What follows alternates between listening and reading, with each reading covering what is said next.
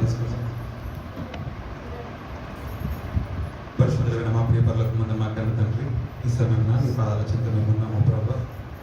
యో ప్రభా, నా మాటలు స్పష్టంగా అయా తండ్రి ప్రభా వినికిడిలో అయా నీ ఆత్మ బ్రతుకు బిడ్డను దర్శించినట్లుగా నీ వాక్యము అయా తండ్రి వెళ్ళదొరుకుతుండగా అది బలంతో కూడినదే, శక్తితో కూడినదే, ప్రతి హృదయాన్ని తాకి సంధించి అయ్యా ఒక నూతన మార్పును అయా మీ యొక్క స్వార్థములకు మార్చిబడినట్లుగా, ప్రతి హృదయాన్ని కదిలించినట్లుగా పరిశుద్ధాత్మ దేవ నన్ను నిశలో చెప్పిన వరకు వచ్చి మీరే మాతో శుద్ధిగా స్పష్టంగా మాట్లాడమని నజరుడి నేసేనామంలో ఈ ప్రార్థన పెట్టుకుని సమర్పిస్తున్న నా ప్రియ తండ్రి, ఆమె. మనందరం కూడా ఈ రాత్రి నేను కొన్ని విషయాలు మీతో నేను పంచుకోవాలని ఆశపడుతున్నాను. ఏ తండ్రి కూడా ఈ లోకంలో మనకున్న ఫాదర్, మన తల్లిదండ్రులు ఎవరైనా కూడా, ఏ తల్లిదండ్రులు కూడా మనము బలహీనులుగా ఉండాలని ఏ తండ్రి ఆశపడు. ఏ తండ్రి కూడా మనము బలహీనులుగా అంటే శక్తిహీనులుగా ఉండడానికి ఏ తండ్రి కూడా ఒప్పుకోడు. ప్రతి తండ్రి అనుకుంటాడు, నా కొడుకు బలవంతుడిగా మార్చబడాలి, నా కొడుకు శక్తివంతుడిగా ఉండాలి, నా కొడుకు జ్ఞానవంతుడై ఉండాలి, నా కొడుకు అందరిలో ఒక ప్రత్యేకమైన రీతిలో నా కొడుకు ఉండాలని ప్రతి తండ్రి ఆశపడతాడు. అలానే పరలోకపు దేవాతి దేవుడు కూడా ఈ భూమి మీద మనం బ్రతుకుతున్న మనము బలహీనులుగా ఉండడానికి మన ఫాదర్ ఎప్పుడు కూడా ఆశపడట్లేదు. కానీ మనం బలవంతులుగా ఈ లోకంలో మన జీవితాన్ని సాగించాలని, మనము ఒక బలమైన వ్యక్తులుగా అంటే ఒక యోధులుగా, ఒక సోల్జర్స్గా, మనము వెనుతిరిగి చూడని వ్యక్తులుగా ఈ లోకంలో మన జీవితం సాగించాలని మన పరలోకపు తండ్రి ఆశపడుతున్నాడు. అయితే ఒక వ్యక్తి బలవంతుడిగా ఉండాలంటే ప్రాముఖ్యమైనవి ఒక 3 ఉన్నాయి. ఒక క్రైస్తవుడు ముఖ్యంగా బలము కలిగిన జీవితం జీవించాలంటే, శక్తి కలిగిన జీవితం జీవించాలంటే ఒక క్రైస్తవుడికి ప్రధానంగా కావాల్సినవి ఒక 3 ఉన్నాయి. ఈ 3 ఏంటి అంటే మనందరికీ తెలిసినవి. మనకిచ్చిన దేవాతి దేవుడు ఇచ్చిన ఆయుధాలు ఏంటంటే, ఒకటి విశ్వాసం, ఇంకొకటి వాక్యము, మూడవది ప్రార్థన లేదంటే ఉపవాస ప్రార్థన. ఈ లెంట్ డేస్లో నేను ఎందుకు ప్రత్యేకంగా ఈ యొక్క అంశాన్ని నేను మీతో పంచుకోవాలని ఆశపడుతున్నానంటే, దాదాపు 30 దినములు, దాదాపు 32-33 దినములు గతించిపోయింది. ఒక వారం రోజులు మనకు ఉంది. మనం ఉపవాసం ఉండడానికి కూడా ఒక వారం రోజుల అవకాశం ఉంది. అయితే ఈ ఎందుకో నేను ప్రత్యేకంగా 3 గురించి చెప్పాలని ఆశపడుతున్నానంటే, ఈ 3లో ఏ ఒక్కటి లేకపోయినా ఒక వ్యక్తి బలహీనుడుగానే ఉంటాడు. ఈ 3లో ఏదొకటి 2 ఉండి ఇంకొకటి లేకపోయినా ఖచ్చితంగా ఈ 3 ఉండాలి. ఈ 3లో ఒక్కటి తగ్గినా కూడా ఆ వ్యక్తి బలమైన జీవితము, శక్తివంతమైన జీవితము, అధికారంతో కూడిన జీవితాన్ని జీవించలేడు. అంతేకాకుండా దేవుడు మన ఎడల కలిగిన ప్రణాళికలను ఆ వ్యక్తి నెరవేర్చలేడు. అంతేకాకుండా దేవుడు మన ఎడల ఏదైతే నువ్వు ఇలా ఉండాలి అని ఆయన దేవుడు ఆశపడుతున్నాడో ఆయన ఆశకు తగిన జీవితాన్ని మనం జీవించలేము. సో ఏమేమి చెప్పాను? విశ్వాసము, వాక్యము, ప్రార్థన లేదంటే ఉపవాస ప్రార్థన. అయితే మొదటిగా నేను విశ్వాసం గురించి కొన్ని విషయాలు నేను మాట్లాడతాను. విశ్వాసం అంటే డెఫినేషన్ చెప్పండి. విశ్వాసం అంటే అర్థం ఏంటి? అసలు విశ్వాసం అంటే ఏంటి? మనమందరం క్రైస్తవులమేనా? మనమందరం విశ్వాసులమేనా? మనం బిలీవర్స్ అంటాం, లేదంటే మనం విశ్వాసులమని పిలువబడతాం. విశ్వాసులమని పిలువబడుతున్నాం అంటే మనలో ఏముండాలి? విశ్వాసం ఉండాలి. విశ్వాసం లేని వ్యక్తిని విశ్వాసి అని పిలవడంలో అర్థం లేదు, అవిశ్వాసి అవుతారు. సో ఒక విశ్వాసి అంటే అర్థం ఏంటంటే దేవుడి మీద సంపూర్ణమైన నమ్మకం కలిగిన వాడు, లేదంటే సంపూర్ణమైన నమ్మకము కలిగి ఆధారపడి జీవించే వ్యక్తి. అంటే తన యొక్క శక్తి మీద ఆధారపడే వ్యక్తి కాదు, కానీ దేవుని యొక్క శక్తి మీద ఆధారపడి జీవించే వ్యక్తిని ఏమంటారంటే విశ్వాసి అంటారు. ఇప్పుడు మనమందరూ విశ్వాసులం. అయితే నేను అంటాను, వాక్యము సెలవిస్తున్న రీతిగా విశ్వాసం అంటే హెబ్రీయులకు రాసిన పత్రిక 11వ అధ్యాయం 1వ వచనంలో ఉంటుంది. నేను చెప్తాను దయచేసి. నిరీక్షింపబడు వాటి యొక్క నిజ స్వరూపమును అదృశ్యమైన ఉన్నవనుటకు రుజువునై ఉన్నది. అంటే నిరీక్షింపబడు వాటి యొక్క నిజ స్వరూపం అంటే నువ్వు ఏదైతే నిరీక్షిస్తున్నావో, నువ్వు ఏదైతే చూడట్లేదో నీ కళ్ళ ముందు ఏదైతే లేదో దానిని నిజ స్వరూపము అంటే నువ్వు ఏదైతే ఊహించుతున్నావో, నువ్వు ఏదైతే కావాలనుకుంటున్నావో, నువ్వు ఏదైతే నీ జీవితంలో పొందుకోవాలని నీ ఆలోచనలు అది కలిగి ఉన్నావో అది దాని యొక్క నిజ స్వరూపము. దాని యొక్క నిజ స్వరూపం అంటే అది ఎక్కడుంది? నిజ స్వరూపం అంటే ఇది టేబుల్ ఉంది, ఈ టేబుల్ నాకు కావాలి, ఈ టేబుల్ ఇక్కడ లేదు. అయితే దీనిని నేను అనుకుంటున్నాను, నా విశ్వాసంతో నా మనసులో అనుకుంటున్నాను నాకు టేబుల్ కావాలని, కానీ ఈ టేబుల్ ఇక్కడ లేదు. అయితే నేను విశ్వాసంతో ఈ టేబుల్ ఇక్కడ ఉన్నట్టుగా నిజ స్వరూపాన్ని చూడడం. అర్థమవుతుందా?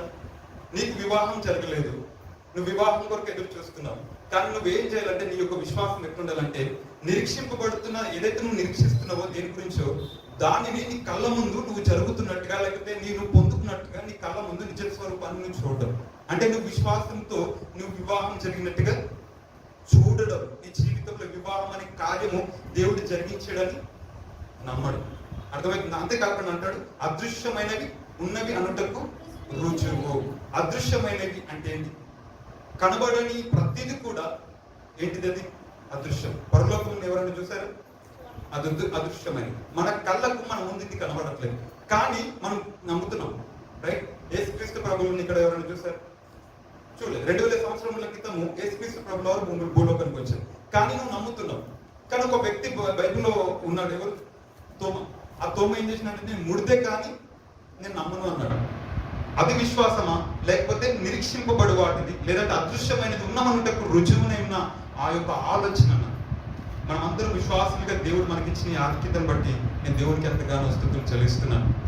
మనం యేసుక్రీస్తు ప్రభుని చూడకపోయినా యేసుక్రీస్తు ప్రభు ఉన్నాడని, యేసుక్రీస్తు వచ్చాడని, ఆ వాక్యము నమ్మదగినదని, పూర్ణాంగీకరణ యోగ్యమైనదని నువ్వు నేను నమ్మి ఇక్కడ కూర్చున్నాం చూడు, మనం అందరం విశ్వాసం. రైట్? అయితే కంటికి కనబడని దానిని నువ్వు నేను ఉన్నదని చూడడమే విశ్వాసం. ఈ ప్రజెంట్ మన జీవితంలో ఉన్న లోటు ఏంటంటే, క్రైస్తవుల జీవితంలో ఉన్న ప్రత్యేకమైన లోటు ఏంటంటే, మనం ప్రార్థన చేస్తాం, నాకు ఉద్యోగం లేదు. రైట్? నాకు ఉద్యోగం లేదు, కానీ నా విశ్వాసపు నేత్రాలతో నేను నాకు ఉద్యోగము దేవుడు ఇచ్చాడని నేను నమ్మాలి. నేను నమ్మడమే నా జీవితంలో అది విశ్వాసం. నేను నమ్మలేదనుకో నేను విశ్వాసని కాదు. నేను పెద్ద పాటలు పాడి ఆరాధన చేసి వాక్యం చెప్పినా దానివల్ల వచ్చే లాభం ఏంటి? సున్నా. ఒక వ్యక్తి నువ్వు చూడని దాన్ని నువ్వు నమ్మకడం నీకు తెలియాలి, నువ్వు చూడని దానిని నువ్వు పలకడం నీకు తెలియాలి. ఒక విశ్వాసికి చాతగానిది ఏంటంటే, లేదంటే ఒక క్రైస్తవుడికి చాతన అవ్వట్లేదు ఏంటంటే, నువ్వు లేని దానిని నోటితో పలకలేకపోతున్నావు. నువ్వు లేని దానిని నువ్వు నీ జీవితంలో పొందలేకపోవడం కారణం ఏంటంటే పలకలేకపోతున్నావు. నీ జీవితంలో నువ్వు ఏదైతే ఎదురు చూస్తున్నావో, నీ జీవితంలో నువ్వు ఏదైతే పొందుకోవాలని రోజు ఏడుస్తున్నావు చూడు, రోజు ప్రార్థన చేస్తున్నావు చూడు, ప్రభా నా బిడ్డను బాగు చేయి ప్రభా, నా బిడ్డను బాగు చేయి ప్రభా, స్వస్థపరచు ప్రభా అని, లేకపోతే నా బిడ్డను అతని మానవత దయచే ప్రభా, లేకపోతే నా గర్భఫలం ఈ ప్రభా అని నువ్వు అడుగుతున్నావు చూడు. వాటిని నీ యొక్క విశ్వాసపు నేత్రాలతో, నీ విశ్వాసపు మనోనేత్రాలతో నీ చేతిలో, నీ ఒడిలో దేవుడు ఒక బిడ్డను ఉంచడం నువ్వు చూడగలిగితే, దేవుడు ఇవ్వక ముందే నీ చేతిలో ఒక బిడ్డను దేవుడు ఇచ్చాడని నీ యొక్క విశ్వాసపు నేత్రాలతో నువ్వు చూడడం నీకు తెలిస్తే, చూడడం నీకు చేతనైతే, నువ్వు నమ్మడం నీ చేతనైతే, నువ్వు ఏదైనా కూడా నమ్మిన వాడికి సమస్తం సాధ్యం. నమ్మడం అంటే ఏంటంటే నువ్వు పొందుకోని దానిని, లేదంటే నీ ముందట కనబడని దానిని, అది అదృశ్యమైన దానిని నీ జీవితంలో నువ్వు పొందుకున్నట్టుగా ముందే నువ్వు చూడడం. అర్థమైందా? అబ్రాహాము ఎందుకు ఊరికి అబ్రాహాము అందరికీ తండ్రి, విశ్వాసులకు తండ్రి అయిపోలే. అబ్రాహాముకు ఒక కాన్స్టెంట్ గా ఒక స్థిరమైన విశ్వాసం ఉన్నది. ఆయన ఎట్లా నమ్మినాడంటే తెలుసా? ఎన్ని సంవత్సరాలకి అబ్రాహాము దేవుడు దర్శించి 75 years కి దేవుడు దర్శించినప్పుడు, నేను స్పీడ్ చెప్తాను, దయచేసి అర్థం చేసుకోండి. 75 years ని అబ్రాహామును దేవుడు దర్శించినప్పుడు, అబ్రాహామును పిలిచిన ఇంటి నుంచి నువ్వు బయటికి రా అని చెప్పినప్పుడు, దేవుడు చూపిస్తున్న స్థలానికి వెళ్తున్నాడు. అబ్రాహాము తన యొక్క భార్యతో కలిసి వెళ్తున్నప్పుడు 1 సంవత్సరం గతించిపోయింది. అయినా కానీ అబ్రాహాము నిరుత్సాహపడలేదు. 2 సంవత్సరాలు గతించిపోయింది, ఒక 5 సంవత్సరాలు గతించిపోయింది, 10 సంవత్సరాలు గతించిపోయింది. దేవుడు మాట్లాడుతూ ఉన్నాడు, కానీ ఈయన మాత్రం విశ్వాసంలో కోల్పోలేదు. నువ్వు నేను ఒకవేళ మనకు గర్భఫలం లేకపోతే 5 సంవత్సరాలు ఎదురు చూడగలమా? కొన్ని 10 years అయిపోతుంది మన విశ్వాసం వద్ద, నాకు పిల్లలు కలగరని కూడా ఆలోచనలో కలుగుంటాం. ఒక 10 years. మన అబ్రహాము 25 సంవత్సరాలు కూడా ఒక వాయిస్, ఒక స్వరం వినబడుతుంది, కానీ ఆ స్వరం మీద నమ్మకం వచ్చిండే. కానీ ఎందుకు ఆ స్వరం మీద నమ్మకం వచ్చిండే తెలుసా? ఎందుకు ఆ స్వరం మీద నమ్మకం వచ్చిందంటే, ఆ దేవుడు ఏదైతే ఆయన మాట్లాడుతున్నాడో ఆ మాట ఈయన హృదయంలో ఏం కలిగించింది? అబ్రహాము దేవుని నమ్మెను, అది అతనికి ఏమనిపించింది? నీతిగా ఎంచబడింది. ఆయన నీతిమంతుడని నమ్మాడు, ఆయన బలవంతుడని నమ్మాడు కనుక ఆయన మీద గుడ్డి నమ్మకం కలిగి ఉన్నాడు కనుక 25 సంవత్సరాలు గుడ్డి నమ్మకంతో ఎదురు చూశాడు. 25 years చుట్టుపక్కల మనుషులు లేరు. 25 నడిపిస్తా ఉన్నాడు దేవుడు, పక్కన ఎవరు మనుషులు లేదు, ఇద్దరే ఉన్నారు. అబ్రహాం అండ్ శారా ఇద్దరే ఉన్నారు. ఒక ముసలితనంలో ఉన్నారు, పంట ముసలితనంలో ఇద్దరు ఒకరికొకరు మొహాలు చూసుకుంటున్నారు. కానీ ఇక్కడ జరుగుతున్న ప్రక్రియ ఏంటంటే, విశ్వాసం అనేది ఏం జరిగిస్తుందంటే, వాళ్ళ జ్ఞానేంద్రియాలను వాళ్ళు చూడలేదు. జ్ఞానేంద్రియాలు అంటే వాళ్ళ శరీరం ఏమి చెప్తుందో వాళ్ళకి అది వినలేదు. నేను మళ్ళీ చెప్తున్నా, జాగ్రత్తగా వినండి. మీ శరీరం వారి జీవితంలో ఏమి చెప్తుందో వాళ్ళు చూడలేదు. వాళ్ళ ప్రజెంట్ వాళ్ళ జీవితంలో ఏమి వాళ్ళు కలిగి ఉన్నారో వాళ్ళు వాటిని నమ్మలేదు. దేనిని నమ్మలేదు తెలుసా? అదృశ్యమైన దాన్ని నమ్మలేదు, దృశ్యమైన దాన్ని నమ్మలేదు. ఎందుకంటే వాక్యం సెలవిస్తోంది, అదృశ్యమైనవి అనిత్యము, దృశ్యమైనవి నిత్యము. రైట్? అదృశ్యమైనవి ఏంటి అంటే, తనకు బిడ్డను పొందుకోబోతున్నాడనే విశ్వాసము ఆయనది అదృశ్యమైనది. అది పొందలేకపోయినా కానీ ఆయన 25 సంవత్సరాలు దాని కొరకు ఎదురు చూశాడు. కానీ తన శరీరం చెప్తుంది నువ్వు ముసలోడు అని, ఆయన శరీరం చెప్తుంది నువ్వు చచ్చిపోయినవని, నీ వల్ల చేత కదని, నువ్వేం చేయలేవు, నువ్వు పొందుకోలేవని ఆయన శరీరం చెప్తున్నప్పటికీ ఆయన విశ్వాసం నేతలు ఆయన శరీరాన్ని చూడలేదు, ఆయన ఏజ్ని చూడలేదు, కానీ తన పరిస్థితులను చూడలేదు. కానీ ఏం చూస్తుంది తెలుసా? ఆయన శరీరము చూడలేదు కానీ, ఆయన ప్రతికూల పరిస్థితులను చూడలేదు కానీ, ఆయన విశ్వాసపు నేత్రాలతో దేవుడు దేనికి శిల్పకారుడై ఉన్నాడో దానిని చూశాడు. దేనికి శిల్పకారుడు? ఈ ప్రపంచాన్ని నిర్మించిన ఆ దేవుని యొక్క శక్తిని చూశాడు కనుక ఆయనకు భయం వేసిన ప్రతిసారి కూడా ఆ వాగ్దానాల గురించి, లేదంటే ఆ రోమిలకు రాసిన పత్రిక 4వ అధ్యాయంలో ఉంటుంది, మీరు చదువుకోండి. ఆయన ప్రతిసారి కూడా ఆయనకు సందేహం కలిగే ప్రతిసారి కూడా సందేహపడకుండా ఆయన దేవుని మహిమపరిచిన వాక్యం సెలవిస్తోంది.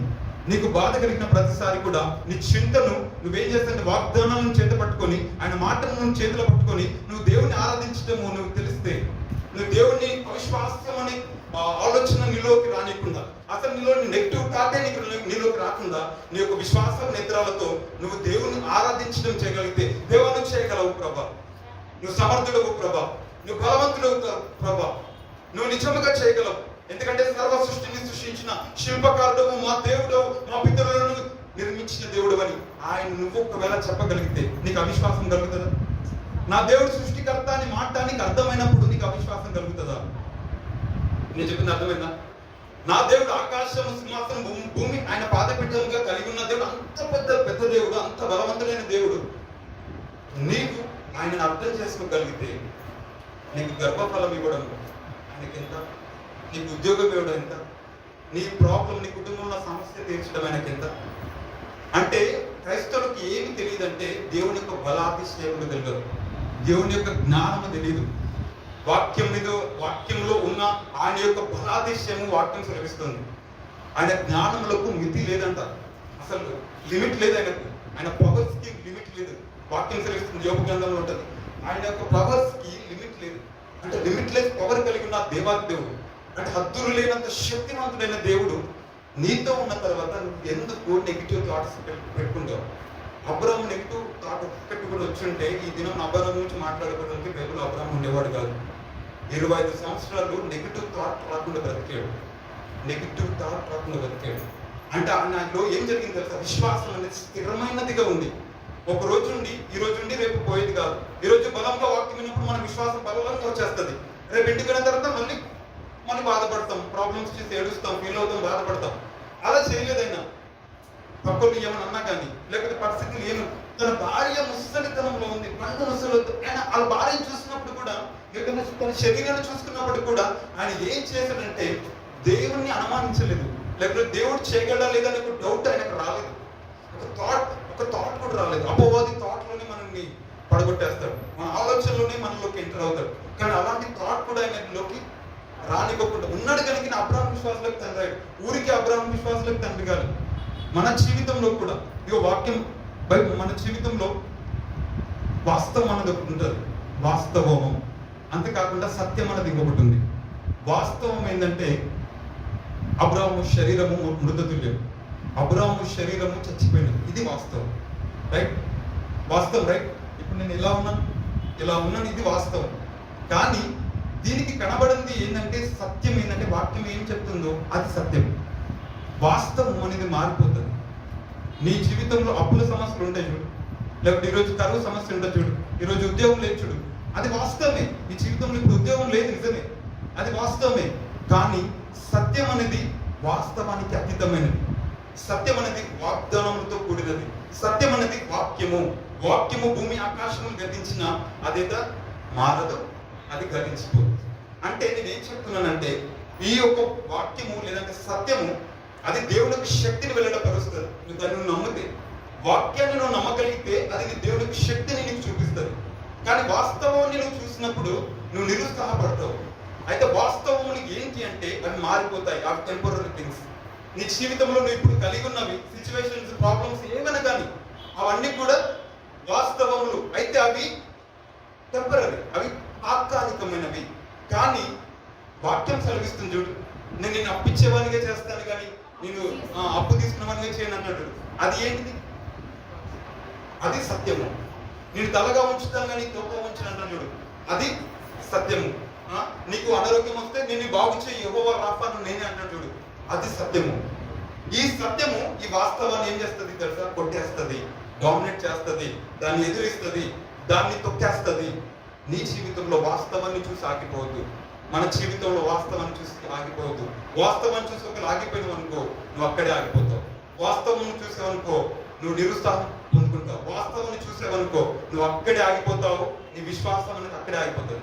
నీ జ్ఞానేంద్రియములు, నీ శరీరము, నీ యొక్క పరిస్థితులు ఏం చెప్తున్నాను వినొద్దు. ఒక విశ్వాసి ఎప్పుడు కూడా తన పరిస్థితులను చూసి ఆగిపోడు. ఒక విశ్వాసి ఎలా ఉంటాడంటే ఒక బలమైన సోల్జర్ గా ఉండాలి. ఒక విశ్వాసి నాగల మీద చేపెట్టినాడంటే ఇంక ఎన్ని తిరుగు చూడద్దు. చూస్తే నువ్వు ఆగిపోతావు, చూస్తే నువ్వు ఓడిపోతావు, చూస్తే చచ్చిపోతావు.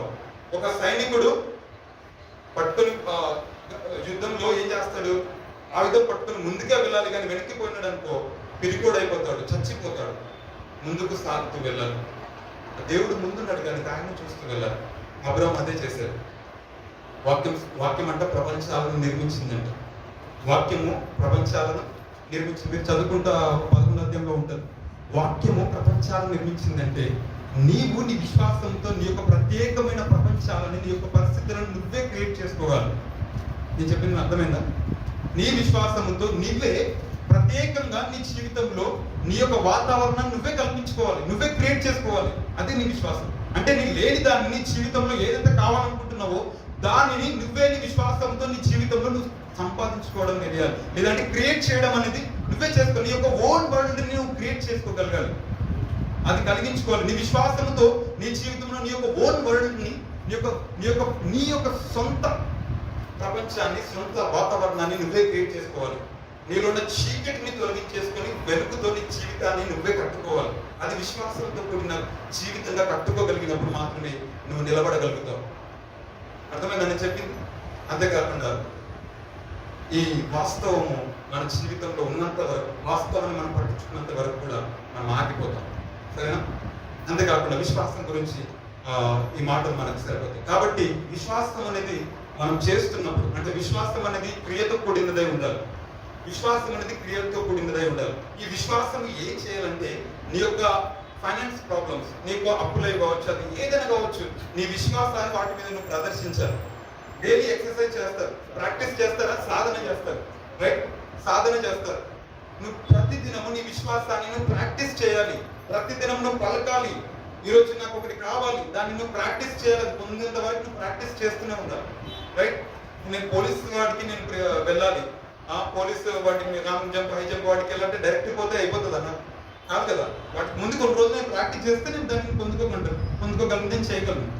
నీ విశ్వాసాన్ని నువ్వు డైలీ నువ్వు ప్రాక్టీస్ చేస్తే కానీ నువ్వు దాన్ని చేయలేవు. నీ విశ్వాసంతో ఈరోజు చిన్నదాన్ని ప్రాక్టీస్ చేయి, దాన్ని పొందుకో. తర్వాత కొంచెం పెద్దదాన్ని ప్రాక్టీస్ చేయి, తర్వాత పెద్దదాన్ని ప్రాక్టీస్ చేయి. నీ విశ్వాసం అంచెలంచెలుగా ఒక ఉన్నత స్థానం వరకు వెళ్ళగలగాలి. అబ్రహాం అలానే వెళ్ళాడు కనుక 25 సంవత్సరాలు పట్టింది.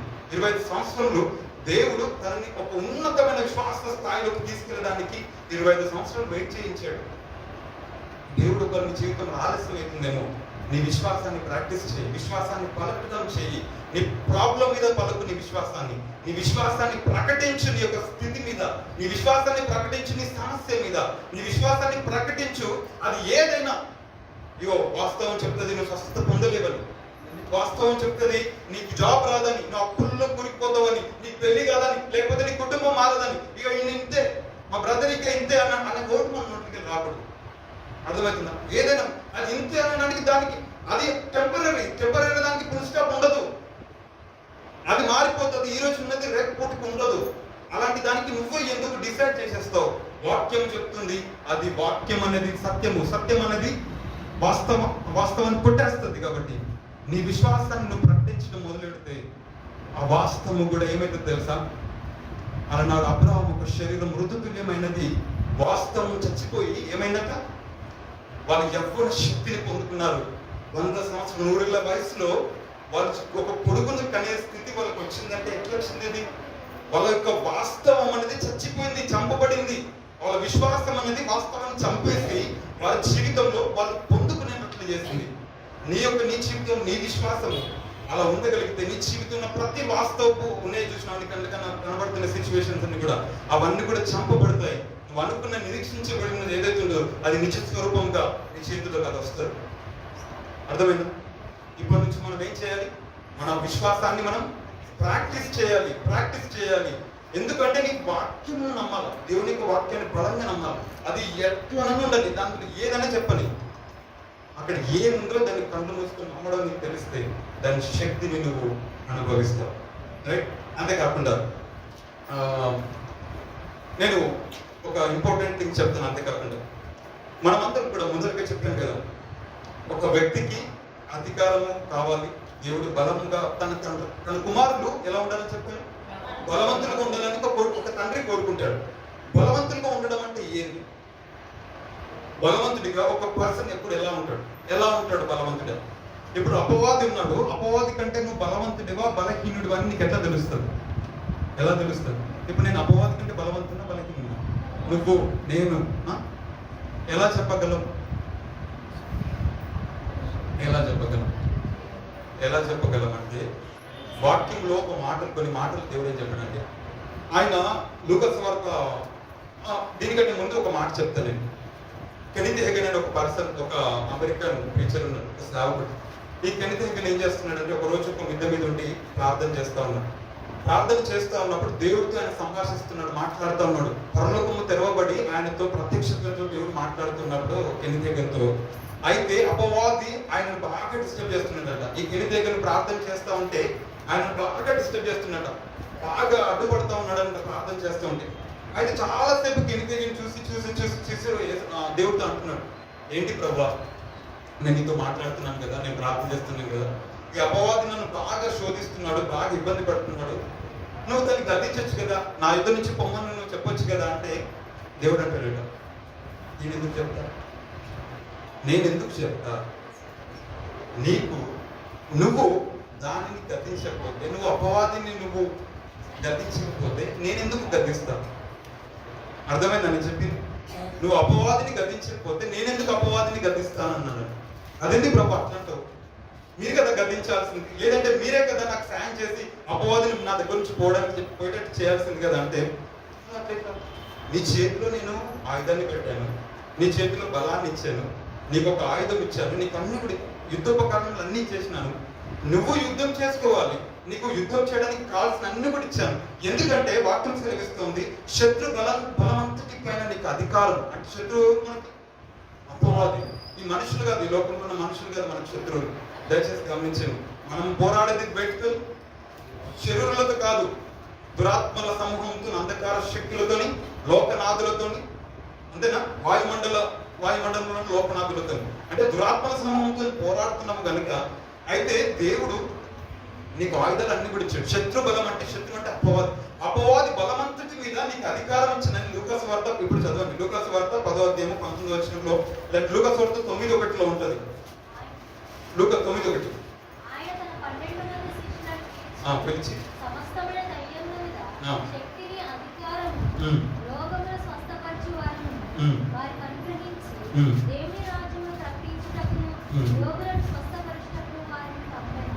లూకాసు వార్త 10:19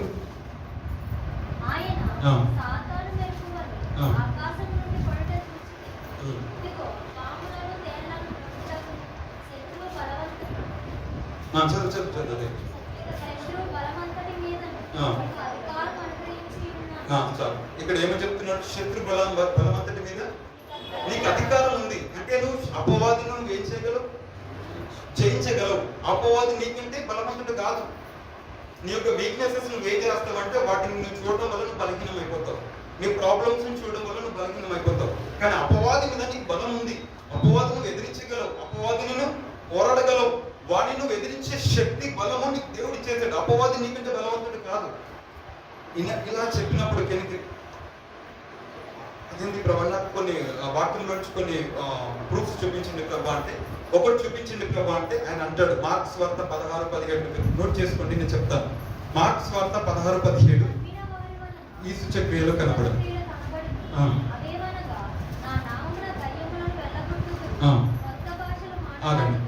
ఇక్కడ దయ్యములను వెలుగుతాయి అంటే ఇప్పుడు ఏం చేయాలి అంటే ఆయన అధికారం ఇచ్చేశాడు. నువ్వే దయ్యములను వెలగొట్టాలి, నువ్వే దయ్యములను వెలగొట్టాలి. శత్రు బలవంతుడు నీకు అధికారం ఇచ్చిన. అంతేకాకుండా ఆయన అంటాడు యాకోబు రాసిన పత్రిక 4:7 ఒక మాట చదవద్దు, నేను చెప్తాను. అపవాదిని ఎదిరించడం ఉంటుంది. అపవాదిని ఎదిరించి అప్పుడు నీ యొద్ద నుంచి వాడు పారిపోతాడు. అంటే నువ్వు ఎదిరిస్తే వాడు నీ యొద్ద నుంచి పారిపోతాడు. అంటే నువ్వు అతన్ని ఆపగలవు, అంతేనా? నువ్వు ఎదిరించగలవు. నువ్వు ఎదిరిస్తే వాడు నీ యొద్ద నుంచి పారిపోతాడు. అంటే ఎదిరించడానికి కావాల్సిన జ్ఞానము, శక్తి, బలం అన్ని కూడా నీ చేతిలో ఉన్నాయి. అంతేకాకుండా ఎఫెసీయులకు రాసిన పత్రిక 4:27 ఒక మాట ఉంది, అపవాదికి చోటు ఇవ్వకూడదు. అపవాదికి చోటు ఇవ్వకూడదు అంటే అపవాదిని మనం ఆపుకోగలం. మన జీవితంలోకి రాకుండా అపవాదిని మనం రెసిస్ట్ చేయగలం. మనం రాకుండా అపవాదికి చోటు ఇవ్వకపోతే చాలు కదా, అపవాది మన ఎదురుకి రాడు. అంటే ఇవన్నీ చూపించినప్పుడు అప్పుడు కెని గట్టిగా ప్రార్థన చేసి ఆ దయ్యాన్ని, అపవాదిని గద్దించినప్పుడు అపవాది పారిపోతాడు. ఇప్పుడు దీనివల్ల మనకి ఏం అర్థమైందంటే, నువ్వు చేసే ప్రార్థన ఎట్లుండాలంటే, ప్రభా నాకు జ్వరం వచ్చింది ప్రభా, జ్వరం తగ్గించింది ప్రభా, ఇట్లా చేయకూడదు ప్రార్థన. మన ప్రార్థన మారాలి.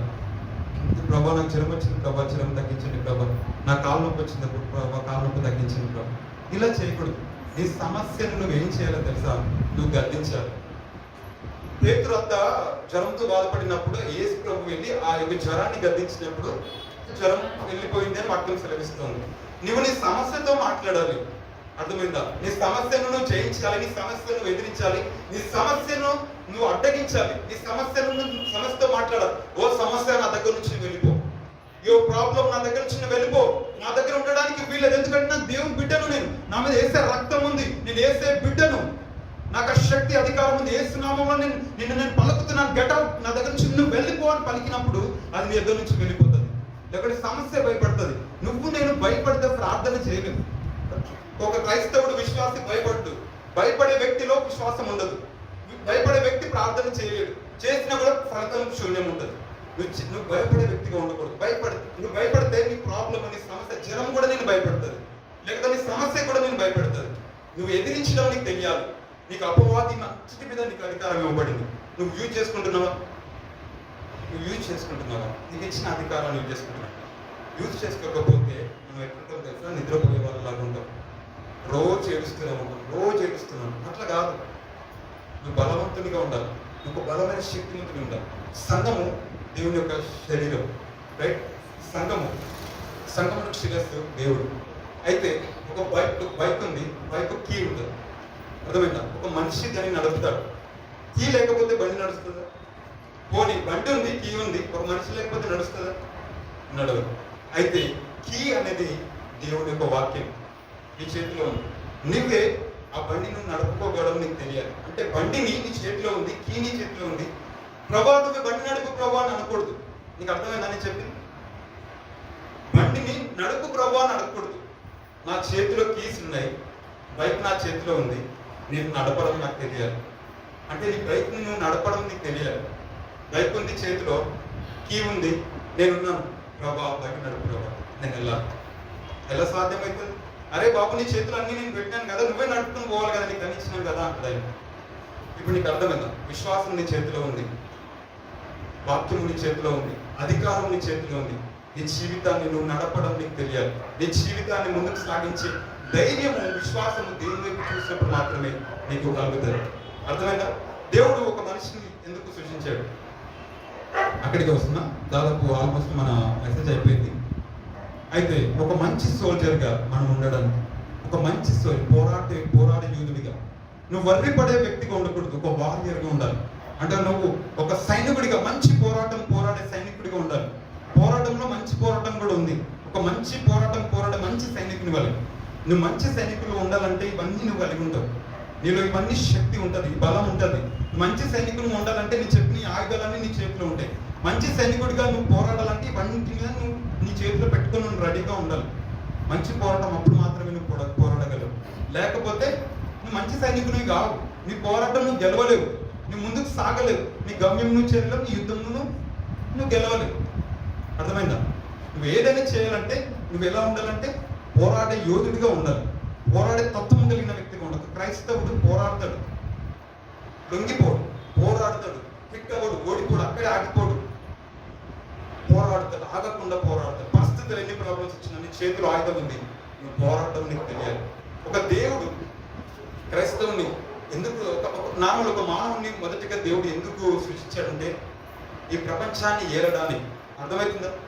ఈ భూమిని దేవుడు సృష్టించిన సమస్తాన్ని కూడా ఏలడానికి దేవుడు ఒక మనిషిని ఏర్పరచుకున్నాడు, సృజించాడు. అయితే ఈ ఉపవాసం గురించి కాస్త నేను మాట్లాడతాను ఒక 5 నిమిషాలు. ఉపవాసం గురించి ఎందుకు మాట్లాడాలంటే మనకు ఒక వారం రోజులు ఉంది కాబట్టి నేను ఉపవాసం గురించి మాట్లాడితే, ఈ ఉపవాసం వల్ల మీరు రేపటి దినంలో మీరు మీ జీవితంలో ఉన్న పరిస్థితులను బట్టి మీరు ఉపవాసం చేస్తారు.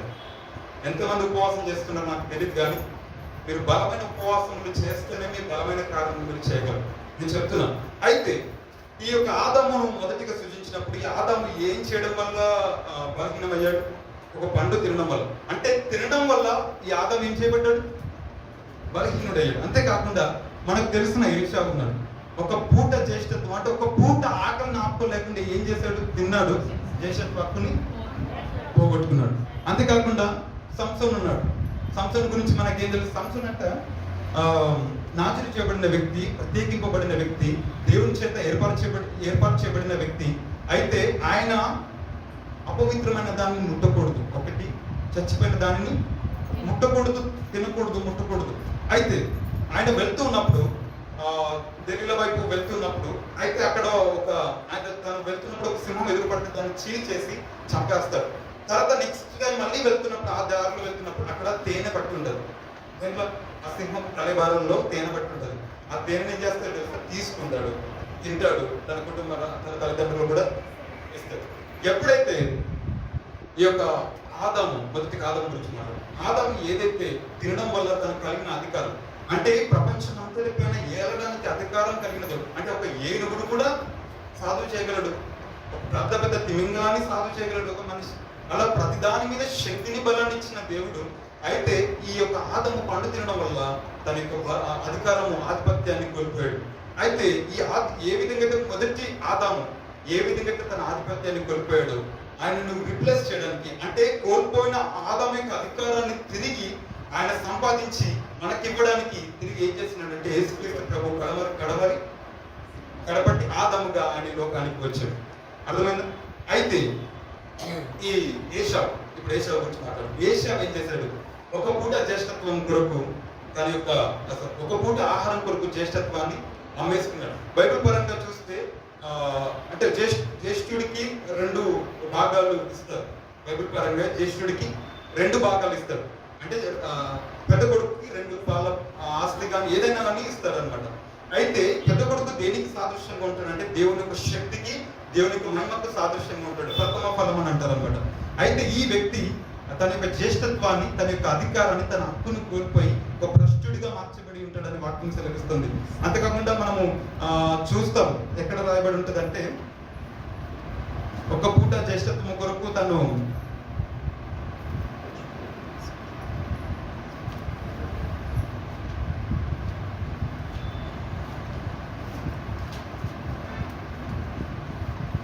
హెబ్రీలకు రాసిన పత్రిక 12:16-17 ఒక మాట ఉంటుంది.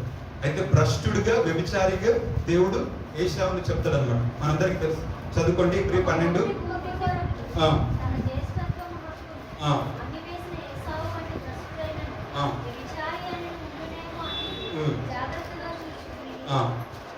అయితే ఇక్కడ ఏమనుంది అంటే ఒక పూట ఆకలిని ఆపుకోలేకపోయినాడు, ఒక పూట ఆకలిని సహించలేకపోయాడు.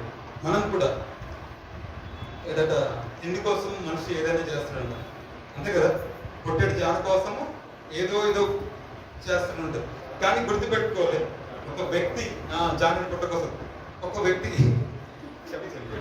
అయితే ఒక వ్యక్తి తన ఆకలిని ఆపుకోలేకపోతే, ఒక ఆకలిని తను కంట్రోల్ చేసుకోలేకపోతే నిజంగా చెప్తున్న భయంకరమైన పరిణామాలు ఆ వ్యక్తి చూస్తాడు. ఏ వ్యక్తి అయినా కానీ. ఏషావు లాగా తర్వాత ఏడ్చాడంట. కింద రాయబడి ఉంటుంది, ఏషావు తన తర్వాత ఏడ్చి ఆశీర్వాదం కొరకు నేను చెప్తాను ఆశీర్వాదం పొందుకొని ఎంతో ఏడ్చాడంట, కానీ విసర్జింపబడెను అని రాయబడి ఉంది. విసర్జింపబడ్డం అంటే రిజెక్ట్ చేయబడ్డాడు, త్రోసివేయబడ్డాడు. అంటే నేను చెప్తున్నాను, మన జీవితంలో కూడా నువ్వు ఆశీర్వాదాలు పొందుకోవాలన్నా కొన్నిసార్లు నువ్వు ఉపవాసం ఉండక తప్పదు, కొన్నిసార్లు నీ ఆకలి చంపుకోక తప్పదు, కొన్నిసార్లు నీ ఆశీర్వాదాలకు నువ్వు పొందుకోవాలంటే కొన్నిసార్లు నీ యొక్క బలమైన సమస్యల కొరకు నువ్వు బలమైన ఉపవాసం చేయాల్సి వస్తుంది. అంటే నీకు సమస్యలు బలంగా ఉన్నప్పుడు, సమస్యలు పెద్దగా ఉన్నప్పుడు నువ్వు నార్మల్ ప్రార్థనతో దాన్ని నువ్వు ఎదిరించలేవు. అప్పుడు నువ్వేం చేయాలి? ఉపవాస ప్రార్థన. వాక్యం సెలవిస్తుంది, ఒక చోట యేసుక్రీస్తు ప్రభువు అంటారు, ఒక దయ్యాన్ని తన శిష్యులు వెలగొట్టలేకపోతే ప్రభావ మేము దీన్ని ఎందుకు వెలగొట్టలేకపోయారనంటే ఆయన అంటాడు, మీరు అల్ప విశ్వాసం చేతనే. కింద రాయబడతాడు, ఇది ప్రార్థన వల్ల, ఇది అల్ప విశ్వాసం చేతనే, ఇది ఉపవాస ప్రార్థన ద్వారా మాత్రమే సాధ్యమవుతుంది.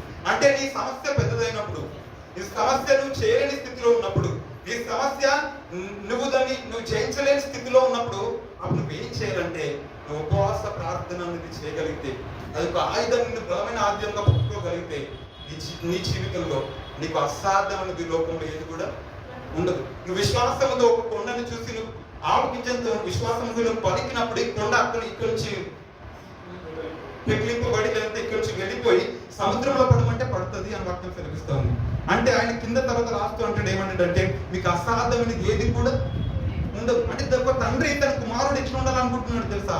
అసాధ్యమైన కార్యములు చేసే వ్యక్తిగా ఉండాలనుకుంటున్నాడు.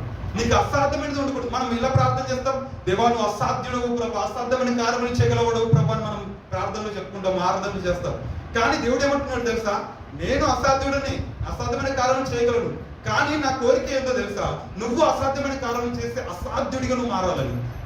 అర్థమైందా? ఈ ఆవగించేంత విశ్వాసం నీకు లేకపోతే, ఆవగించేంత విశ్వాసం నీకుంటే నువ్వు అసాధ్యమైన కార్యాలను కూడా నువ్వు చేయగలవు. దేవుడు చేసిన వాడికంటే గొప్ప కార్యాలను చేయగలవు అని వాక్యం సెలవిస్తారు. నీ విశ్వాసం మీదనే ఆధారపడింది.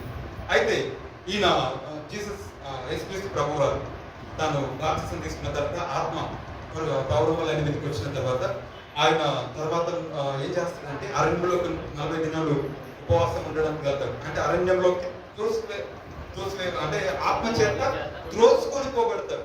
ఆత్మ చేత ఒక దగ్గర కొనిపోబడతాడు, ఉంటుంది ఒక చోట త్రోసుకొని పోబడతాడు. అంటే ఆత్మ అతన్ని ఎక్కడికి తీసుకెళ్ళింది? జీసస్ ని అరణ్యంలోకి తీసుకెళ్ళింది. అరణ్యం అంటే ఏది తెలుసా? తృప్తిగా మనము మంచిగా తినేసి పడుకోవడం కాదు. అరణ్యం అంటే ఏంటంటే అది ఎండిన స్థితి లాంటిది. అరణ్యం అంటే ఏంటంటే నీకు ఏమి కనబడదు. అరణ్యం ఏంటంటే మనిషికి లేని స్థితి. అక్కడ ఏం చేసినట్టే తన కడుపును చంపుకొని 40 దినములు ఉపవాసం ఉన్న దేవుడు మృగముల మధ్య ఉండినని వాక్యం తెలుస్తుంది. మృగముల మధ్య ఏం చేస్తున్నాడు యేసుక్రీస్తు ప్రభువు వారు? ఏం చేస్తున్నాడు? ఏదైతే అపవాది అయితే ఏదైతే పట్టేసుకున్నాడో, ఆదాము నుంచి ఏదైతే లాగేసుకున్నాడో ఆధిపత్యము, అధికారము, దానిని సంపాదించడానికి 40 దినములు నాకు తెలిసి అపవాది వెంట పడి వాడిని చెదక దొక్కి ఉంటాడు. నేను అనుకుంటున్నా వాడిపైన అధికారం సంపాదించడానికి 40 దినములు అపవాది శోధిస్తున్నా కానీ ప్రతి శోధనను అడ్డగిస్తూ వాడిని జయిస్తూ 40 దినములు ఆయన యొక్క ఎట్లా అంటే ఆయన ప్రార్థన ఎలాంటి ప్రార్థన చేసి ఉంటాడంటే ఆయన ఒక భయంకరమైన ప్రార్థన, అంటే ఒక వైలెన్స్ ప్రార్థన అంటారు. ఎట్లా అంటే దాన్ని ఎలా చెప్పాలా? ఒక మృగము ఏ విధంగా అయితే క్రూరంగా ఉంటుందో అలాంటి బలమైన ప్రార్థన చేసి ఉంటాడు. అంటే అపవాది దొరికితే వాళ్ళు చీల్చి చెడేసేంత భయంకరమైన ప్రార్థన చేసి ఉంటాడు 40 దినములు. ఆ విధంగా 40 దినములు తన కడుపును చంపుకొని, ఆకలిని చంపుకొని 40 దినములు ప్రార్థన చేసి ఉంటాడు, బలమైన ప్రార్థన. ఆ తర్వాత అపవాది శోధించడానికి వచ్చినప్పుడు ఆయన వాక్యముతో అపవాదిని గద్దించి ఎదిరించడానికి ఏది సాధ్యమైంది? 40 దినాలు ఉపవాసమే సాధ్యమైంది. తర్వాత ఆయన గలిలియకు ఎట్లా వస్తాడంట అంటే కింద రాయబడి ఉంటుంది, అంటే ఆత్మ బలముతో గలిలయకు తిరిగి వచ్చినాడు. లూకా సువార్త 4వ అధ్యాయంలో మీరు చదువుకోండి, ఇప్పుడు చదవద్దు, అక్కడ ఉంటుంది. ఆయన ఆత్మ బలముతో గలిలయకు తిరిగి వచ్చాడు. అయితే ఉపవాసం ఉండక ముందు ఆయన ఆత్మచేత నింపబడ్డాడు. ఆయన ఉపవాసము ఉండక ముందు ఆత్మచేత నింపబడ్డాడు. పరలోకం నుంచి పౌరం వల్ల ఆయన మీకు ఆత్మ దిగి వచ్చింది. మనమందరం కూడా ఆత్మచేత నింపబడి ఉంటాం, అందరం కూడా నింపబడి ఉంటాం. కానీ పరిశుద్ధాత్మ చేత నింపబడడం సరిపోదు. నేను మళ్ళీ చెప్తున్నాను, జాగ్రత్తగా ఉండండి. పరిశుద్ధాత్మ చేత నింపబడటం అనేది మన జీవితంలో అసాధ్యమైన వాటిని చేయడానికి సరిపోదు. ఈ యొక్క సమస్యలను, భయంకరమైన సమస్యలు ఎదిరించడానికి పరిశుద్ధాత్మ చేత నింపబడితే మాత్రమే సరిపోదు. నువ్వు ఏం చేయాలంటే 40 దినములు ఉపవాసం ఉన్న తర్వాత యేసుక్రీస్తు ప్రభువు వారట ఆత్మ బలం చేత నింపబడి గలిలయకు తిరిగి వచ్చినాడంట. ఆత్మ బలం చేత నింపబడి గలిలయకు తిరిగి వచ్చిన అంటే ఆత్మ బలము చేత నువ్వు నింపబడాలి. ఆత్మ చేతను బలవంతుడిగా మార్చబడతారు 40 దినములు ఉపవాసం. అందుకే 40 దినములు ఏరుగో మనము కడుపు పెట్టేసుకుంటే ప్రార్థన చేస్తే అయిపోతుంది కాదు. 40 దినములు ప్రార్థన చేస్తలేదు, ఉపవాసం ఉంటే నువ్వు కడుపును పట్టుకుంటే ఏమవుతుంది తెలుసా?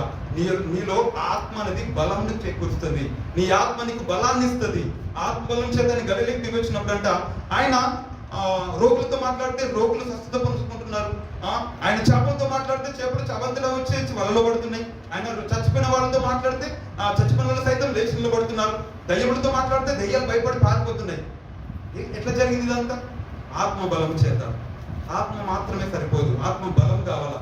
నీ ఆత్మకు బలం ఉండాలా. నీలో ఉన్న ఆత్మ అనేది బలాన్ని చేకూర్చుకుని ఉండాలా.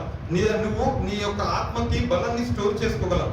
నీలో నీకు బయటికి కనబడని ఒక ఆత్మ బలం అనేది నీలో ఉండాలి. అది నువ్వు రోజు రోజుకి ఇంక్రీజ్ చేసుకోగలవు. బ్యాటరీలో మనం 100% ఛార్జింగ్ ఇట్లా పెట్టుకుంటాము. మనలో కూడా విశ్వాసము 100% ఉండాలి. అంతేకాకుండా ఆత్మ బలం కూడా 100% ఉండాలి. ఇలా ప్రార్థన చేసినప్పుడు ఆయన ఏది చేసినా అలా జరిగిపోతా ఉంది. ఎందుకంటే ఆత్మ బలం చేత. వాక్యం సెలవిస్తూ ఉంది, నువ్వు నేను ఆర్డినరీ పర్సన్స్ కాదు, అంటే సామాన్యమైన వ్యక్తులను కాదు, సామాన్యమైన వ్యక్తులను కాదు. ఇగో నువ్వు నేను తలుచుకుంటే అసాధారణమైన కార్యములు చేయగలవు. నీకు నాకు విశ్వాసం ఉన్నప్పుడు, నువ్వు నేను ఉపవాస ప్రార్థన చేసినప్పుడు, ఉపవాస ప్రార్థన చేసి దానియేలు బలమైన ప్రార్థన ఉపవాసం చేసినప్పుడు సింహాలు సైతం కూడా ఉపవాసం చేసేసినాయి. అంతే కదా. నెహెమ్యా దాదాపు 40 సంవత్సరాలు చర్చి కట్టడం, చర్చి కూల్చేయబడ్డది, యెరూషలేము గోడలు కాల్చివేయబడినప్పుడు ఆయన బాధపడుతూ ఉంటాడు. అప్పుడు రాజు అడుగుతాడు, ఏమైంది నెహెమ్యా నువ్వు అట్లా బాధపడుతున్నావు అంటే, ఏం చెప్పను ప్రభు, నా యొక్క దేవాలయం కూల్చేయబడింది, శత్రువులందరూ కూడా నా యొక్క దేవాలయం కూల్చేశారు, నా యొక్క యెరూషలేము గోడలన్నింటి కూడా కాల్చేశారు ప్రభు అని అన్నప్పుడు ఆయన అన్ని పర్మిషన్స్ ఇచ్చిన, తిరిగి అన్ని ప్రాంతానికి వెళ్ళు, దానికి కావాల్సిన అన్ని కూడా నేను సమకూరుస్తానని చెప్పినప్పుడు నెహెమ్యా అప్పటికి ఎన్ని రోజులు ఉపవాసం ఉంటాడు తెలుసా?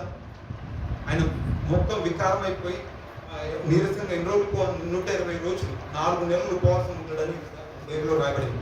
4 నెలలు ఉపవాసం ఉన్న తర్వాత 40 సంవత్సరాలు కట్టాల్సిన చర్చి 52 రోజులు కట్టేశాడు. మీకు అర్థమైందా? 40 సంవత్సరాలు కట్టాల్సిన చర్చ్ నిర్మాణము 52 రోజుల్లో ఎట్లా కట్టేశారు? ఎట్లా కట్టేశాడు? ఆత్మబలం అది. అది ప్రార్థన, ఉపవాసంతో కూడిన శక్తి. అది ఉపవాస ప్రార్థనలో ఉన్న బలం. అది ఉపవాస ప్రార్థన 40 సంవత్సరాలు కట్టాల్సింది 52 రోజులు ఎట్లా కట్టగలరు? 2 నెలలు కట్టేయడం అంటే అసాధారణమైన కార్యం. అది అలాంటి అసాధారణమైన కార్యములు చేయాలంటే ఉపవాస ప్రార్థనలు చేయాలి. అర్థమైందని చెప్పింది. ఎస్తేరు కూడా శాసనం రిలీజ్ అయింది, యూదులందరినీ చంపాల్సిన పరిస్థితి ఏర్పడినప్పుడు ఆమె ఏం చేసింది తెలుసా? చిన్న పిల్లల కడికి అందరూ కూడా ఉపవాసం ఉన్నారు, ఎవరు కూడా తాగలేదు, చుక్క నీళ్ళు కూడా తీసుకోలేదు, ఉపవాసం ఉన్నారు. 3 రోజులు ఉపవాసం, ఒక 3 రోజుల ఉపవాసం, 3 రోజులైనా 3 దినముల ఉపవాసం ఉన్నప్పుడు ఏం జరిగింది తెలుసా? శాసనములు సైతము మార్చబడ్డాయి. శాసనం అంటే ఉపవాసం అంటే ఏం జరుగుతుందో తెలుసా? ఉపవాస ప్రార్థన చేస్తే దేవుని యొక్క దయ్య మన మీదకి వస్తుంది. ఆ రోజు రాజు యొక్క దయ్య ఎస్తేరు మీదకి వచ్చింది. ముఖం పీక్కుపోయి ఉపవాసం ఉన్నప్పటికీ కూడా ఎందుకు ఎస్తేరుని ఆయన రాజు కోరుకున్నాడు? ఎందుకు ఎస్తేరును ప్రేమించాడు? ఉపవాసం ఏమిటి? ముఖం పీక్కుపోతుంది, మొత్తం నీరసం అయిపోతుంది. ఆయనకది తెగించేస్తుంది, సందేహించింది. ఆయనకి అప్పుడు దేవుడు రాజు హృదయాన్ని మార్చి ఆమె మీద దయ పుట్టేలా చేశాడు. ఎస్తేరు మీద నువ్వు నేను ఉపవాసం ప్రార్థన చేస్తే నీ మీద దేవుడి యొక్క దయ దిగి వస్తుంది, నీ మీద ఆయన యొక్క ఫేవర్ దిగి వస్తుంది, ఆయన కనికరం నీ మీద దిగి వస్తుంది. నువ్వు ఏ ప్రాబ్లం గురించి నువ్వు ఎదురు చూస్తున్నావు, ఏ సమస్య గురించి అయితే నువ్వు ఉపవాస ప్రార్థన చేస్తున్నావు, దాని విషయంలో దేవుడి యొక్క దయ నీ మీదకి దిగి వస్తుంది, ఆయన కనికరం నీ మీదకి దిగి వస్తుంది. నీ యొక్క ఉపవాసం ఏం చేస్తుంది తెలుసా? నీ యొక్క విశ్వాసంతో నీ ఉపవాసం కలిస్తే నీ ప్రార్థన బలమైనదిగా, శక్తివంతమైనదిగా ఉంటుంది. నీ యొక్క ప్రార్థనల యొక్క సమాధానాలు, జవాబులు చాలా త్వరగా నువ్వు పొందుకోగలవు. ఇప్పుడు చెప్పండి, ఉపవాస ప్రార్థన చేద్దామా? మీ జీవితంలో సమస్యలు వస్తే మీరు ఉపవాస ప్రార్థన చేయండి, నడుపు కట్టుకోనండి, ప్రార్థన చేయండి. అంతేగాని ప్రార్థన చేస్తున్నాము అవ్వట్లేదు. కొన్ని ప్రార్థన చేత పోవు. అప్పుడు నువ్వేం చేయాలి? కొన్నిసార్లు మోకాలు వేసి ఉపవాసం ఉండి, ఎస్తేరు చేసినట్టుగా, దానియేలు చేసినట్టుగా, నెహెమీయా చేసినట్టుగా దేవుని దగ్గరికి వెళ్ళిపోయి నువ్వు బలమైన ఉపవాస ప్రార్థన చేయగలిగినప్పుడు నువ్వు బలమైన కార్యాలు చూస్తావు. నువ్వు జయించలేకపోతున్నప్పుడు ఉపవాసం చేయి, నువ్వు జయించగలవు. నువ్వు జయించలేక నీ ప్రార్థన, నీ శక్తి సరిపోవట్లేదు అన్నప్పుడు ఉపవాస ప్రార్థన చేయి. నువ్వు ఎట్లయితే తెలుసా, ఒక సింహం వలె నువ్వు బలవంతురాలుగా మార్చబడతావు. ఇప్పటివరకు నేను చెప్పిన వాటిలో ప్రార్థన, లేదంటే ఉపవాస ప్రార్థన కావాలి, విశ్వాసం కావాలి, వాక్యము కావాలి. వాక్యము నిజమైనది, అది మారది. నువ్వు వాక్యమును నమ్మడం నీకు తెలియాలి. వాక్యమును నువ్వు నమ్మగలిగితే నీ జీవితంలో వాక్యమును నెమరేసుకోవాలి, హృదయంలో పెట్టుకోవాలా, ప్రతిదినం వాక్యం చదవాలా, వాక్యము చెప్పేయాలి. ఏదో నార్మల్గా చదవకూడదు. వాక్యం అనేది జీవం, దాంట్లో జీవం ఉంటుంది. అర్థమైందా? ఇప్పుడు మనలో జీవం ఉంది కదా, మనం చచ్చిన వారం కాదు కదా. వాక్యం చచ్చిపోయింది కాదు, అది జీవం అన్నది. అది నువ్వు చదువుతూ ఉంటే నీ జీవితంలో కార్యాలు జరుగుతాయి. నువ్వు నమ్ముతూ ఉంటే నీ జీవితంలో నువ్వు ఊహించని కార్యాలు చూస్తావు. వాక్యం చదవండి, బాగా వాక్యం చదవండి, వాక్యం నింపుకోండి, దాన్ని పలకండి, వాగ్దానాలను పలకండి. నీ జీవితంలో వాగ్దానాలు పలకండి. నెగిటివ్ మాట పెట్టుకోవద్దు. నెగిటివ్ మాట్లాడే వాళ్ళ దగ్గర అసలు ఉండకండి. ఎవరైనా మీ దగ్గర నెగిటివ్ మాట్లాడితే అసలు వాళ్ళ దగ్గరే పోకండి. అసలు ఫ్రెండ్షిప్ చేయకండి. నేను సిన్సియర్గా చెప్తున్నా. నెగిటివ్ మైండ్, అవిశ్వాసం ఉన్న వాళ్ళ జీవితంలో అసలు జీవితం మెరాకిల్స్ జరగవు. దేవుడు వాళ్ళని ఇష్టపడదు, హేట్ చేసేస్తాడు. నాకు వద్దుంటాడు ఆయన. అవిశ్వాసం వల్లనే దేవుడు అక్కడ గొప్ప కార్యాలు చేయలేదు. బైబిల్ రాయబడింది కదా, అవిశ్వాసం అక్కడ కార్యం చేయలేదు, దేవుడు చేయలేకపోయాడు. ఎందుకు? వాళ్ళకి అవిశ్వాసం ఉంది, వాళ్ళకి ఇష్టం లేదు, మాకు కావాలి అని వాళ్ళకి ఆశ లేదు. అవిశ్వాసం ఉన్న దగ్గర దేవుడు ఉండడు. అవిశ్వాసం మాట్లాడే వాళ్ళ దగ్గర, నెగిటివ్ మైండెడ్ ఉన్న వాళ్ళ దగ్గరికి అసలు పోవద్దు. వాళ్ళ ఫ్రెండ్షిపే చేయకండి. విశ్వాసం కలిగిన వాళ్ళతోని, ఇగో మంచి మాటలు చెప్పే వాళ్ళతోని, ఇగో విశ్వాసం కూడిన మాటలు, నమ్మకమైన మాటలు, ఆయన శక్తి గురించి చెప్పేవాళ్ళు, ఇగో దేవుడు చేయగలడని చెప్పే వాళ్ళ దగ్గర మీరు ఉండండి. వాళ్ళతో ఫ్రెండ్షిప్ చేయండి. మీరు కూడా విశ్వాసంలో బలపరచబడతారు. అంతేగా? దేవుడి వాక్యం దీవించింది కాక అందరూ కూడా కలుమూసుకుందాం, చిన్న ప్రార్థన చేద్దాం. అథారిటీతో కూడిన ప్రార్థన, అధికారంతో కూడిన ప్రార్థన చేద్దాం. ఒక 2 నిమిషాలు ప్రార్థన చేసి ముగించుకుందాం. ఇప్పటి వరకు మనం ప్రార్థనలు, బలహీన ప్రార్థనలు చేసుకుంటామేమో. ఇప్పటి నుంచి నీకు ఇచ్చిన అధికారాన్ని ఉపయోగించి ప్రార్థన చేయి.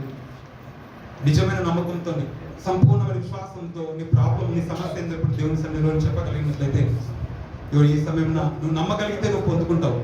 వాక్యం సెలవిస్తూ ఉంది, నువ్వు ప్రార్థన చేయనప్పుడు దాన్ని నువ్వు పొందుకొని ఉన్నావని నమ్మాలి. ప్రార్థించేటప్పుడు దాన్ని నువ్వు పొందుకొని ఉన్నానని నమ్మాలి.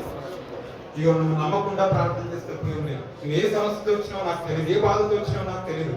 నీ సమస్యలు ఏవైనా అవన్నీ కూడా టెంపరరీ, అవన్నీ కూడా తాత్కాలికమైన సమస్యలు. ఇక దేవుడు బలవంతుడు, ఆయన శక్తిమంతుడు, ఆయన అద్భుత కార్యములు చేయవాడు, ఆయన ఆశ్చర్యకార్యములు చేయవాడు, ఆయన చచ్చిన వారిని బ్రతికించగలవాడు, ఆయన లేని వాటిని ఉన్న వాటిగా పిలచగల దేవుడు. నువ్వు కూడా ఈ సమయంలో పిలవగలిగితే, నువ్వు ప్రార్థనలో నేను నమ్ముతున్నాను ప్రభా, నువ్వు నా జీవితంలో ఇది లేదు కానీ నేను చూస్తాను ప్రభా, నేను విశ్వాసంతో పలుకుతున్నాను ప్రభా, నేను పొందుకుంటాను ప్రభా, నేను విశ్వాసంతో నేను పలుకుతున్నాను ప్రభా, నా జీవితంలో ఈ కార్యం నువ్వు చేయబోతున్నందుకు వందనాలు చెప్పు. నువ్వు అవిశ్వాసంతో కాకుండా విశ్వాసంతో దేవుడికి ముందుగానే కృతజ్ఞతలు చెల్లిద్దాం. దేవా, ఇది నా జీవితం నన్ను గ్రహిస్తున్నందుకు వందనాలు చెప్పు.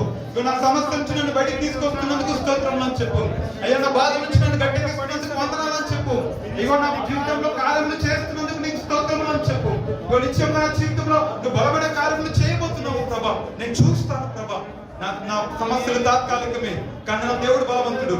ఇగో దావీదు వలె నా దేవుడు బలవంతుడు. 10,000 మంది నా మీదకి దండె తెచ్చిన నేను భయపడను, ఎందుకంటే వాటిని ఎదిరించే శక్తిని నా దేవుడు నాకు ఇచ్చిన పక్షంలో నా దేవుడు ఉన్నాడు.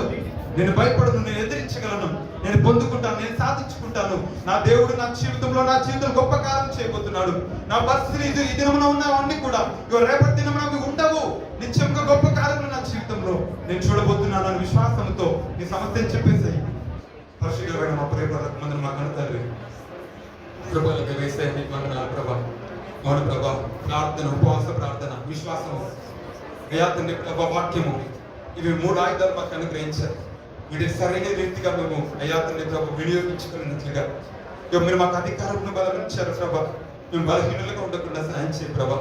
మేము బలముతో కూడిన ప్రార్థన చేసినట్టుగా, ఆత్మ బలముతో మేము జీవించినట్లుగా, అధికారంతో జీవించినట్టుగా సాయం చేయ. ఈ లోకంలో ఉన్న సమస్యలకు జడియకుండా, ప్రాబ్లమ్స్ కి మేము లొంగిపోకుండా, ఇక ప్రభా మేము ఆగిపోకుండా సాగిపోయే వ్యక్తులుగా, మా విశ్వాసాన్ని సాగించే దేవుని వైపు మేము చూస్తూ సాగిపోయినట్టుగా, నీ వైపు చూసినట్లుగా మా మనోనేత్రములు వెలిగించి ప్రభా. అయ్యా విశ్వాసపు కన్నులను మాకు దయచే ప్రభా. విశ్వాసపు నేత్రాలు ఇవ్వు ప్రభా. విశ్వాసపు మాటలు మాకు ఇవ్వు ప్రభా. విశ్వాసపు జీవితము మాకు ఇవ్వు ప్రభా. అయ్యా విశ్వాసం కలిగిన జీవిత యాత్రను మాకు ఈ జీవితంలో అనుగ్రహించు ప్రభా. అయ్యా తండ్రి ఎదుట మేము నమ్మకదగిన వారుగా, మీరు నమ్మదగిన దేవుడుగా ఉన్నాం. మీరు మారలేదు ప్రభా. నీ వాక్యము మారట్లేదు ప్రభా. ఈ వాక్యంతో మమ్మల్ని నింపండి. ఈ ఆత్మతో మమ్మల్ని నింపండి. నీ శక్తితో మమ్మల్ని నింపండి. మా పిల్లలందరూ ఏ స్థితిలో ఇక్కడ ఏ అవసరం ఇక్కడ వచ్చినా నాకు తెలియదు ప్రభా. ఏ సమయంలో మేము ప్రార్థిస్తున్నాం, చేయబడిన ప్రతి ప్రార్థన, అడుగుతున్న ప్రతిది కూడా ప్రభా ఈ అవును ఆమెను రీతిగా మీరు మాకు అనుగ్రహిస్తున్నందుకు స్తోత్రములు ప్రభా. మేము నిత్యంగా మేము వాటిని పొందుకొని ఉన్నాము ప్రభా. మీరు సమస్తము మా మేలు కొరకు సమకూర్చి జరిగిస్తున్నందుకు నీకు స్తోత్రములు చెల్లిస్తూ మా పిల్లలందరినీ చేతులు పెడుతూ నీ రాకడ వరకు ప్రభా మేము బలవంతులుగా, అయా విశ్వాస వీరులుగా, ప్రార్థన వీరులుగా, యోధులుగా, అయా తండ్రి ప్రభా మంచి సైనికుల వల్ల మేము పోరాడి జీవితం మాకు అనుగ్రహించి బలవంతులుగా నిందుట మేము నిలబడినట్లుగా కృపను మాకు అనుగ్రహించి మమ్మల్ని ఇక్కడ వచ్చిన బిడ్డలందరినీ చేతులు పెడుతూ ఈ వాక్యమును దీవించండి. ప్రతి బిడ్డ జీవితంలో అయా తండ్రి దీనిని బలవంతులు అయా తండ్రి ప్రతి హృదయంలో దాచుకొని అయా మంచి నేలన పడిన విత్తనముగా అది ఫలించి అయ్యా నిదుట అయ్యా మీరు ఆశించిన రీతిలో మేము జీవించడానికి కృపను మాకు దయచేయమని నజరుడనేసే నామములో ఈ ప్రార్థన అడిగి వేడుకలు పొందుకొని ఉన్నాం మా ప్రియ ప్రవర్తన. ఆమేన్. యేసు రక్తమేసి ప్రభేశ రక్తమేసి సంపూర్ణ విషయం అపవాదికులకు అనంత నాశనం కలుగును గాక. యేసు నామముకే స్తుతి స్తోత్రం కలుగును గాక. ఆమేన్. ఆమేన్. ఆమేన్.